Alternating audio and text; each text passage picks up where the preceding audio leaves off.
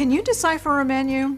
Well, today I'm going to show you 2 restaurant items made with chicken and pasta that sound very similar, but you might be surprised at the calorie difference.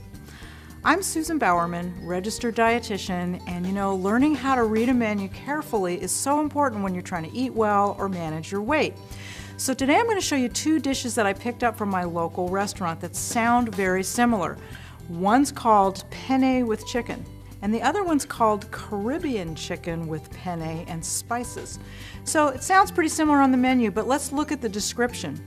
This dish over here is described as having chicken, asparagus, mushrooms, sun-dried tomatoes, marsala cream sauce, and a dusting of Parmesan cheese. The other dish is called chicken with penne, and it's described as having asparagus and tomatoes and mushrooms, and it's dusted with some herbs and some spices. So they're similar in ingredients, but quite different when you start to look at the calorie count. My penne with chicken dish clocks in at almost 1,900 calories. A lot of it, of course, is coming from the cream sauce. That should be your tip-off. The portion size is pretty good, but it's also giving you 23 teaspoons of fat. Now, the marsala cream sauce, as it was described on the menu, we know is going to add some calories because it's creamy and it's rich.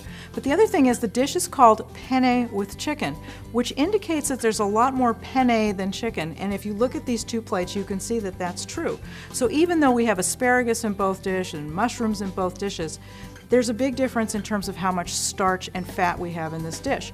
My Caribbean chicken and penne has similar ingredients: asparagus, mushrooms, chicken, penne. It has tomatoes and it has some herbs and spices rather than the cream sauce. It's really not that much different than the size of the portion in my other chicken dish.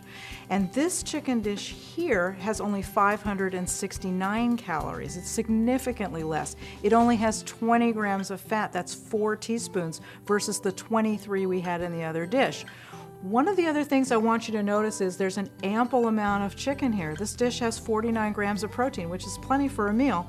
But the other thing you'll notice is it has a little bit less of the starch of the pasta, and it has more of the vegetables. And that's just such a great way to give you more volume without having a lot of extra calories, is, decrease the fat, decrease the starch a little bit, pump up the vegetables.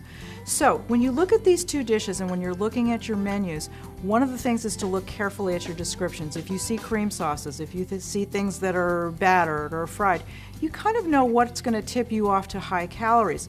It's always your choice when you're going out to a restaurant, but I think it's best to go and be informed. If you decide that you really want this creamy dish, just know how much you're eating, know how many calories you're eating, how much fat you're eating.